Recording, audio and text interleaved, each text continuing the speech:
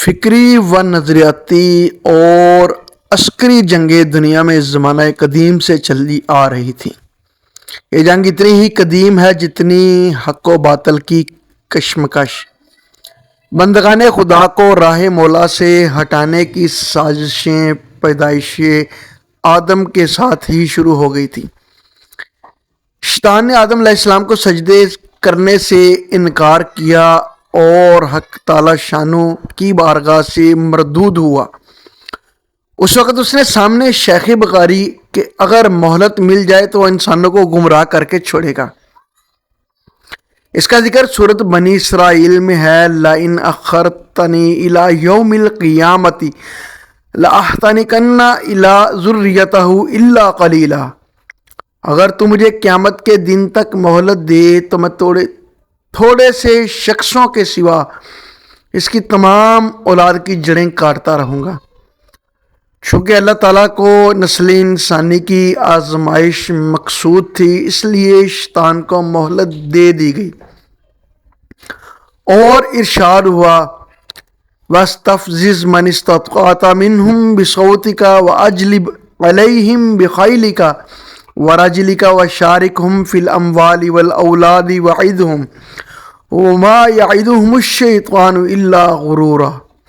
یہ بھی سورۃ بنی اسرائیل کی ہی آیت ہے جس کا مفہوم ہے، اور ان میں سے جس کو بہکا سکے اپنی آواز سے بہکاتا رہے اور ان پر اپنے سواروں اور پیادوں کو چڑھا کر لاتا رہے اور ان کے مال اور اولاد میں شریک ہوتا رہے اور ان سے وعدے کرتا رہے، اور شیطان جو ان سے وعدہ کرتا ہے سب دھوکہ ہے۔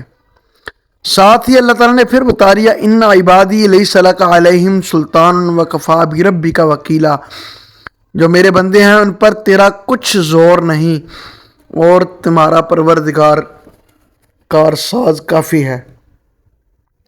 فکری و نظریاتی جنگ کا آغاز تو اسی وقت ہو گیا جب ابلیس نے حضرت آدم علیہ السلام و حوا علیہ السلام کو بہکانا شروع کیا تھا۔ اس نے ان دونوں کو بہلا پھسلا کر شجر ممنوعہ کھانے پر آمادہ کرنے کی کوششیں کی اور قسمیں کھا کر یقین دلایا کہ میں تمہارا خیر خواہ ہوں، تمہارا دوست ہوں۔ اس طرح جنت سے حضرت آدم علیہ السلام کے زمین پر اتارے جانے اور نوع انسانی کے پیدائش کا سلسلہ پھیلنے کے ساتھ ساتھ شیطان نے اولاد آدم کے خلاف بھی اپنی سیسہ کاریوں کا جال بچھانا شروع کر دیا اور انسانیت گمراہی کی راہ اختیار کرنے لگی۔ زمانہ کے ساتھ ساتھ سچائی کا پیغام لانے کی اور پیغام انسانے کو پہچاننے کے لیے اللہ تعالیٰ نے پیغمبروں کو مبعوث فرمایا، جو ہر طرح کی تکالیف اور مصائب برداشت کر کے غم گشتہ انسانیت تک پیغام حق پہنچاتے رہے۔ دوسری طرف شیطان اور اس کے بہکائے ہوئے لوگوں نے گمراہی پھیلانے کا سلسلہ جاری رکھا۔ یہ کشاکشی کبھی ختم ہونے میں نہ آئی۔ انبیاء کے مخالفین مخالفت کے جوش میں مختلف ذہنی و نظریاتی حربے اور ہتھ کنڈے آزماتے رہے۔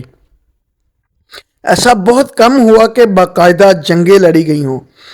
حضرت موسیٰ، یشوع بن نون، حضرت سلیمان اور حضرت داؤد علیہ السلام کے دور کے زمانے میں جہاد ہوا تھا، لیکن ایسی مثالیں کم ہیں۔ زیادہ تر فکری و نظریاتی طور پر مقابلہ ہوتا رہا۔ جب نبی صلی اللہ علیہ وآلہ وسلم کی بعثت ہوئی، اس کشمکش نے ایک بھرپور مقابلے کی شکل اختیار کر لی۔ یہی وہ زمانہ تھا جب حق اور باطل کے پیروکاروں کے مابین فکری و نظریاتی جنگ کے وہ مناظر دیکھنے میں آئے جن سے سابقہ تاریخ خالی تھی۔ قرآن کریم فرقان حمید نے اسی وقت بتا دیا تھا کہ یہ جنگ مسلسل جاری رہے گی۔ سورۃ بقرہ کی آیت میں اللہ تعالیٰ فرماتے ہیں کہ وَلَا يَزَالُونَ يُقَاتِلُونَكُمْ حَتَّى يَرُدُّوكُمْ عَنْ دِينِكُمْ إِنِ اسْتَطَاعُوا۔ کفار تم سے ہمیشہ لڑتے رہیں گے جب تک تمہیں تمہارے دین سے نہ ہٹا دیں، اور اگر ان کا بس چلے۔ پھر سورہ بقرہ کی ایک اور آیت ہے کہ وَدَّ كَثِيرٌ مِّنْ أَهْلِ الْكِتَابِ لَوْ يَرُدُّونَكُم مِّن بَعْدِ إِيمَانِكُمْ كُفَّارًا، اہل کتاب میں سے بہت سے یہ چاہتے ہیں کہ تمہیں تمہارے ایمان لانے کے بعد پھر سے کافر بنا دیں۔ سابق ادوار میں کسی نبی اور امت نے حق و صداقت کا پرچم بلند رکھنے کے لیے ایسی مصیبتیں، آزمائشیں برداشت نہیں کیں جن سے نبی اکرم صلی اللہ علیہ وسلم اور آپ کے صحابہ کا واسطہ پڑا تھا۔ ان نفوس قدسیہ نے اس راہ میں گالم گلوچ اور سخت ترین جسمانی تشدد سے لے کر گھر بار تک قربانی دی، وطن چھوڑا، عزیز و اقارب کی قطع تعلقی بلکہ عداوت کی تکلیفیں سہیں، فاقے کیے، اپنی جانیں ہتھیلیوں پر رکھ کر اللہ کے سچے دین کی اشاعت اور اس کی حفاظت کے لیے سر دڑ کی بازی لگائی، بے سر و سامانی کے عالم میں سخت ترین جنگیں لڑی، نہ صرف پورے عرب بلکہ کیسر و کسریٰ تک کی دشمنی کی پرواہ نہ کی۔ اس وقت کی ان سب سے بڑی بادشاہتوں کی یلغار کے خطرات کو سامنے کر کے ان حالات میں دین اسلام کا پیغام فارس کے ایوانوں سے لے کر افریقہ کے جنگلات تک پہنچایا۔